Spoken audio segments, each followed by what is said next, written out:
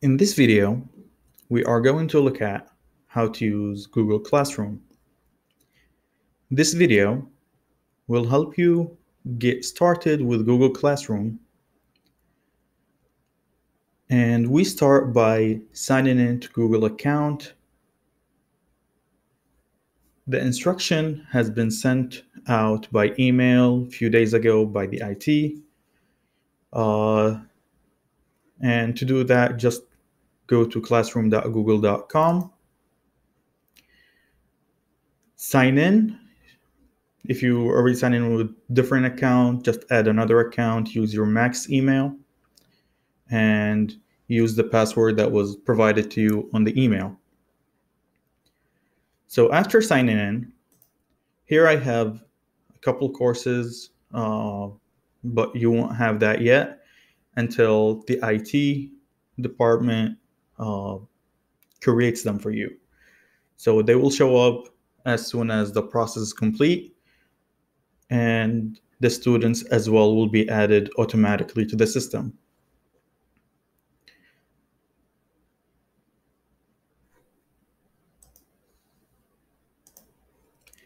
In case you are on a different Google web page, like google.com or Gmail or anything like that, you can find the apps of Google down here, and you will see there is an icon for Google Classroom.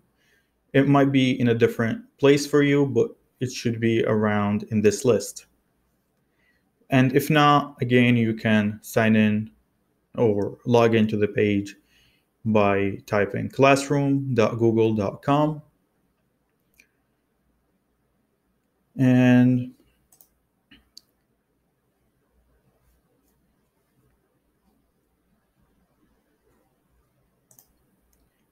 let's start by going through some of the navigation on the dashboard here.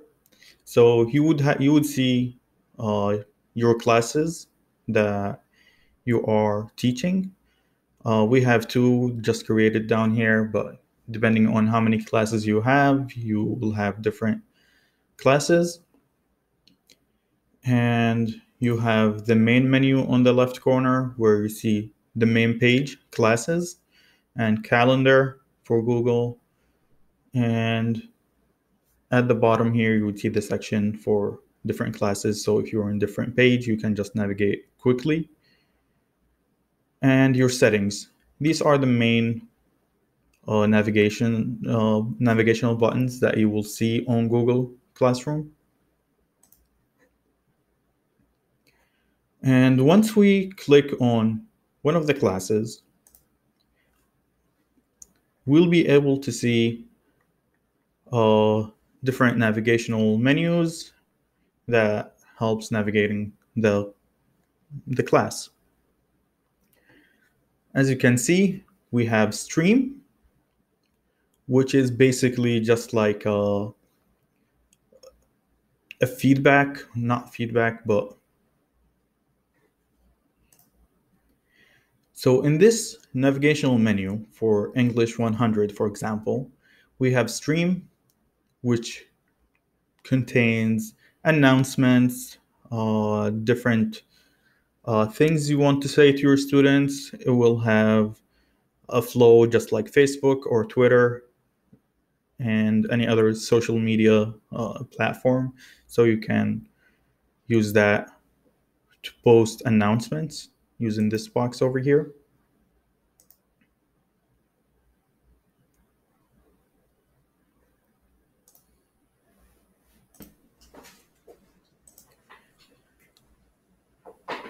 When clicking on one of the classes, for example, English 100 right here, we see a different navigational menu or an additional navigational menu where we have a stream, classwork, people, and marks, and a settings menu. So we'll go over each one of them one by one. And starting with stream, we have basically a page of announcements and feed that you can provide for your students, similar to Facebook or Twitter. And To do so, to share something with your students, you can go ahead to the middle of the screen and you see something, a box in the middle that says share something with your class. Once you click on it, it will open this dialog box where you can choose who this announcement's for. Is it for English 100, or is it for your other one of your classes, or for both of them, where you can check the classes you want the announcement to go to. Or you can specify some students, but on default, it will set itself to all students. And in the text box below, you can share the text you would like to add. For example, welcome to Max. You can also add some attachments to your post, and by clicking the add button at the bottom, you have different options of Google Drive if you have any, or the file you want to add is from Google Drive. You can add a link.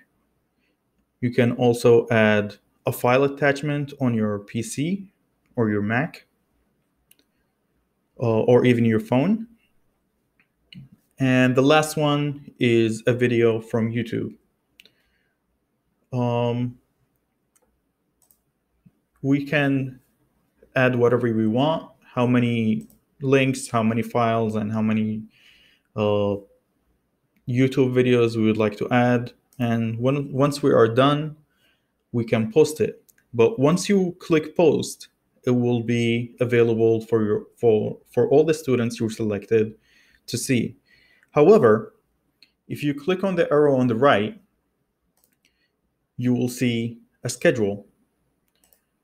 And on that, another prompt opens where you can select the date and the time of which your post is going to be shown to your students. And once it's posted, your students will be able to see it, comment on it, and you as well can comment back, and so on. This is basically what the stream is. It's just a platform to ease communications between you and your students. On the second tab, we have Classwork. This is where you will do the majority of your work as a teacher, where you can create assignments, quizzes, questions, materials, reuse posts if you've had any, and topics. So before we go ahead and start with these, let me show you one more thing.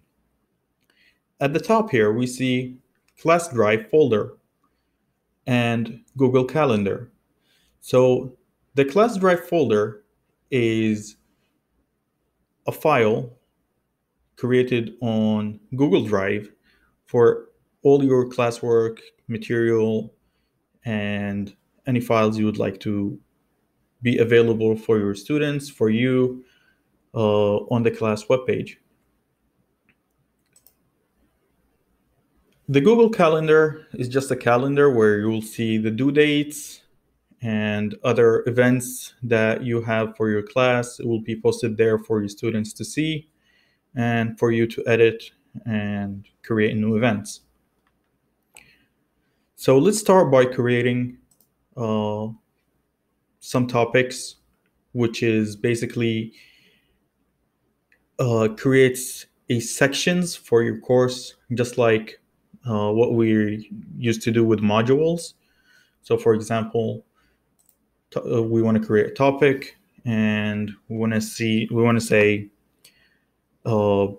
unit 1. We can add it and we'll create a section for me here under unit 1, and we can add as many as we want. So for example, let's go ahead and add another one for Unit 2.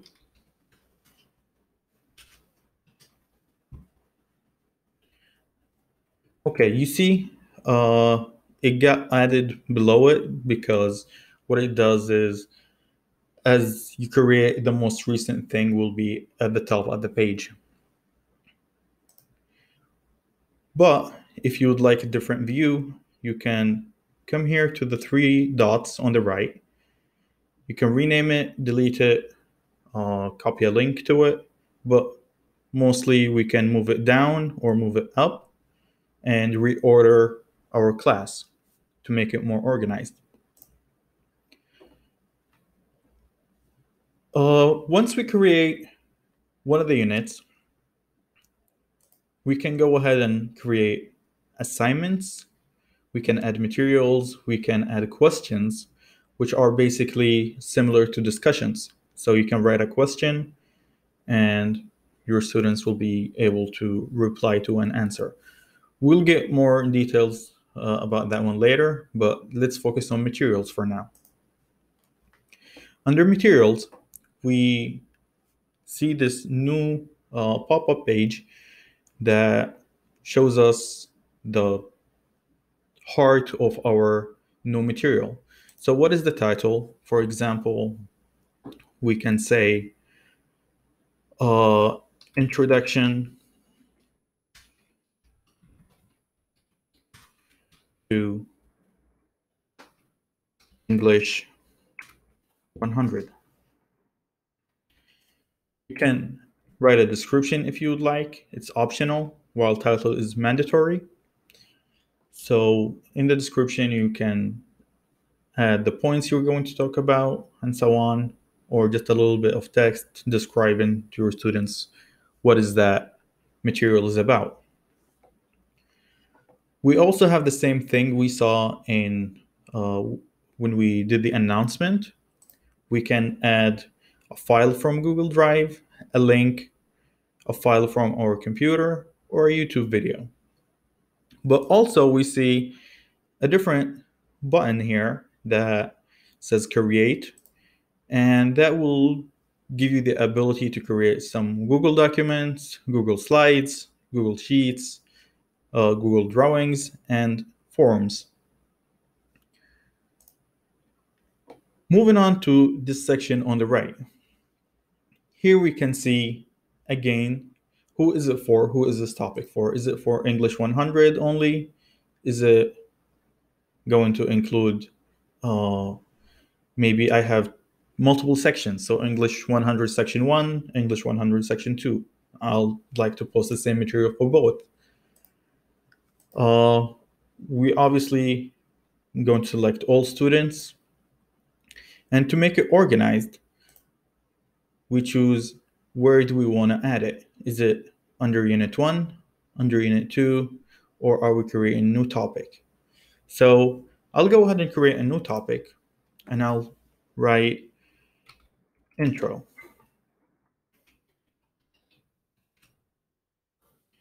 Same thing we see here.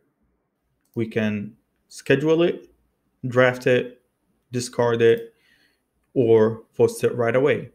And again, once you click post, if not scheduled, it will be ready for your students to see. So now you see under intro, I have that introduction to English 100, and it will include whatever files or documents or links or videos that I've added to that material. Moving on to assignments. So once we create once we click on assignment, another pop-up page will show up, and similar to what we did under material, title is mandatory. We can do like assignment 1. We can add the file we would like to add to that. Maybe it's a Word document or a PDF, a link from some web page, maybe WebMed or something like that. Or maybe I have some material in my Google Drive. The same thing goes here. We can create a new document for our students for this assignment. And similarly, we go, who is it for? Is it for just English 100? Or do we have another sections that will have the same assignment? We can assign it to one student if we want. Once we have the students added by the IT. And you see an additional box here that says points. How many points would you like this assignment to have, basically? So for this assignment, I can make it unmarked, but I can go ahead and change it for maybe 5 points. When is it due? Let's say it's due at the end of the month. Choose a time. So it set it automatically for midnight. That's fine by me for now. And under which topic? Since it's assignment 1, it's probably under unit 1. We can also add a rubric for this assignment, which you can add through here. And let me just make one note. So the due date is when is the last time a student will be able to submit that assignment. So the time it will be available is either when you click assign or when you schedule it. So for example, if I want to schedule it from say Thursday the 27th at 8 a.m. schedule. So under unit 1, you see it's a grayed out because it's not available yet. It will be available on the 27th of August at 8. If I want to change that or edit it, I can go ahead in here. I'll click edit, change whatever changes we would like to change, and click schedule again. And that's it. You click on it and you will see at the bottom who have submitted their assignments and so on.